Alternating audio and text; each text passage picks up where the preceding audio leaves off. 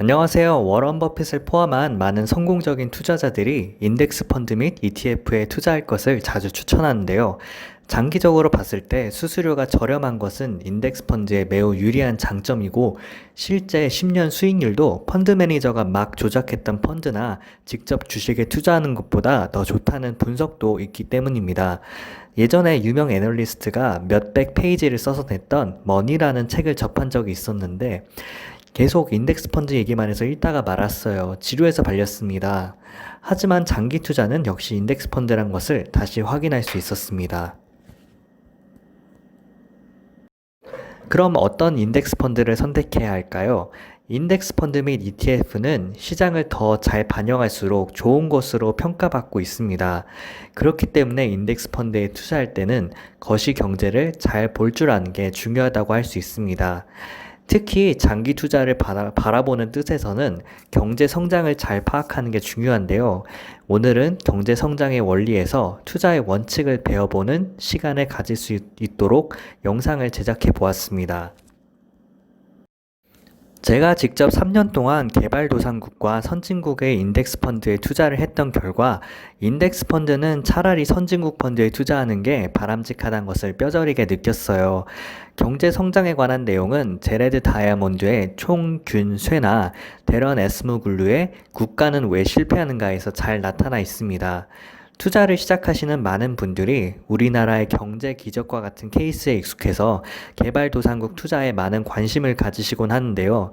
단도직입적으로 말씀드리자면 아마 세계대전과 같이 역사를 격변시킬 특이점이 없다면 한국과 같은 케이스는 다시 나타나긴 어려울 것입니다. 현재 세계 분위기가 경제 성장의 관점에서는 특이점이 없는 안정적인 상황이기 때문입니다. 왜 한국과 같은 케이스가 다시는 있을 수 없는지, 한국을 포함한 보편적인 경제 성장의 케이스를 가지고 분석을 해보겠습니다. 그래프를 보시면 아실 수 있으시듯 1960년대에서 2014년까지의 기준을 삼으면 대한민국은 20세기 후반부 세계에서 가장 빠르게 성장했던 나라 중 하나입니다. 그런데 저는 이것이 막 무에서 유를 창조한 것과 같은 경제 기적인 것도 아니고, 누구의 말처럼 우리 민족이 막 위대하고 IQ가 뛰어나서 그런 것도 아니고, 누구의 위대함으로 이뤄진 거냐 하면 저는 아니라고 생각해요. 사회과학적인 배경상 원리가 있는 겁니다. 쉽게 말해 전쟁으로 생산 기반이 석기 시대로 돌아갔기 때문입니다. 크게 본다면 원래 최빈국 수준으로 가난해야 될 나라가 아닌데, 전쟁이라는 경제 외적인 요인 때문에 모든 게 파괴돼서 기저 효과가 발생해 초반에 성장했다고도 볼 수 있습니다. 독일 라인강의 기적이라던가 일본의 전후 경제 성장도 마찬가지로 해석할 수 있습니다. 물론 전쟁 나는 국가에 투자를 하라는 게 아니라 인적 자원 등 여러모로 생산 여건은 괜찮으나 외부 요인으로 인해 침체된 경우 투자에 유리한 환경이 조성됩니다. 이때가 바로 투자의 타이밍이라는 의미에서 설명드린 겁니다. 투자는 타이밍이 중요합니다. 그래서 맨 먼저 설명드렸고, 고점에서 투자하면 답이 없어요. 이때를 대비해서 현금성 자산을 보유하고 있는 것은 좋은 전략입니다. 비교적 최근의 사례를 예시로 적절한 타이밍을 예로 들면 1997년 아시아 외환위기, 2008년 금융위기, 2020년 코로나 사태를 예로 들 수 있습니다. 1997년 아시아 외환위기 때도 한국의 펀더멘털은 나쁘지 않았지만, 당시 한국의 이미지는 태국, 인도네시아와 크게 다르지 않았기 때문에 이들 나라에서 문제가 발생하자 외국 자본이 한국에서 빠르게 빠져나갔고, 이로 인한 국내 외화의 급격한 감소로 인해서 기업들이 외국에 진 빚을 갚지 못해서 많은 기업들이 도산했던 특별한 상황이었습니다. 2008년 금융위기의 경우도 역시 한국의 펀더멘털은 나쁘지 않았지만 세계 경제의 불확실성으로 인해서 투자 기회가 생겼던 것으로 해석할 수 있고요. 단지 이때는 미국이나 일본과 통화 스와프를 체결함으로써 시장에 안정적인 시그널을 줬기 때문에 큰 위기는 없었습니다. 한국에 대한 인식이 많이 개선됐기도 하고요. 2020년 현재 코로나 바이러스로 인해서 생긴 대봉쇄 경제 위기도 어느 정도 투자 기회라고 볼 수 있습니다.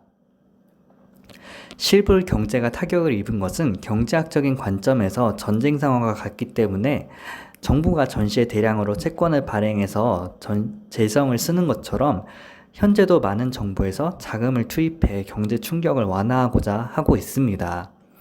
그래서 일단은 정부가 자금을 투자하는 종목을 지켜보면서 투자할 필요성이 있습니다.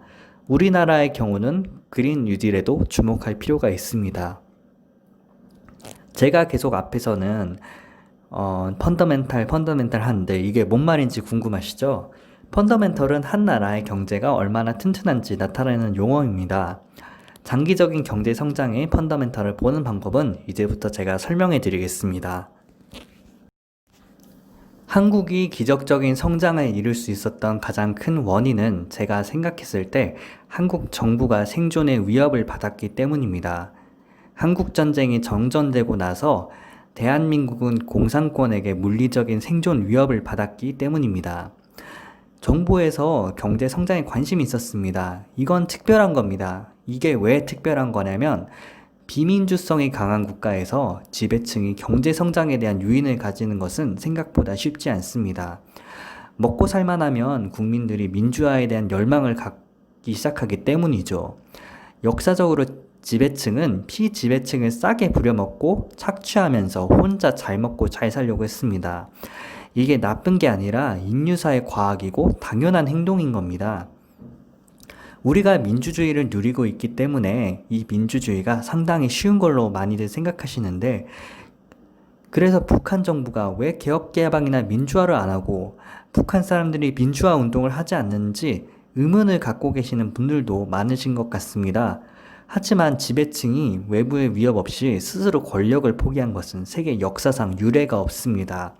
오히려 민주주의가 4만 년 사피엔스 역사상 최근 300년 만에 등장했고 현대에도 제대로 작동하는 나라가 극히 드문 기형적인 체제인 겁니다.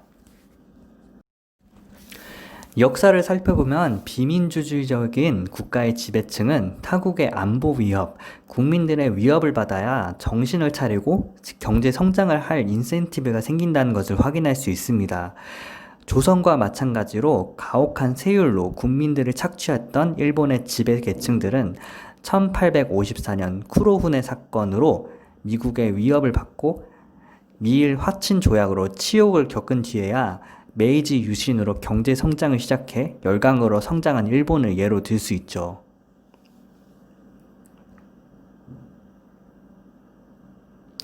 중국도 마찬가지로 덩샤오핑 지도부가 권력 기반이 완벽하지 않았고 중국 국민들은 문화 대혁명 이후 위기의식을 느끼던 상황이었습니다.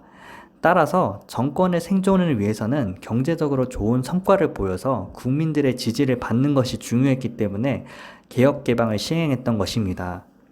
그 이전까지는 정부가 경제 성장에 관심이 없었기 때문에 대약진 운동이나 문화 대혁명으로 나라를 대차게 말아먹었던 겁니다. 마찬가지로 한국도 공산당의 위협을 받았기 때문에 경제 성장에 관심이 있었고 국가 안보를 유엔군으로 대표되는 서구 1세계에 많이 의존했기 때문에 자유민주 국가들인 서구의 눈치를 많이 볼 수밖에 없었습니다. 그래서 독재적인 면모를 발휘하는데 제한이 있었던 것이죠. 아쉽게도 현재는 이렇게 극단적으로 대외적 정권 위협을 받는 나라는 많지 않습니다. 다만 아예 없는 것은 아닌데 현재 안보의 위협을 느끼고 경제 성장에 관심 있는 정부는 대만이 있다고 생각해요. 실제 대만의 지수를 추종하는 ETF를 보면 지난 10년간 많이 올랐어요. 대만은 중국의 위협을 가장 많이 받는 나라이기 때문에 국가적으로도 경제 성장에 심혈을 기울이고 있고 국민들도 위기의식을 느끼고 있기 때문에 노조 관련해서도 별로 되어 있지 않은 국가입니다. 그래서 기업들도 한국보다 상대적으로 싼 임금으로 직원들을 고용하면서 성장에 투자하고 있죠. 노조가 나쁘단 게 아니라 당연히 노동자들의 권익을 위해서는 노조가 꼭 필요하죠. 하지만 우리는 투자자이기 때문에 자본가, 주주들 이익의 입장에서 말씀드리는 것입니다.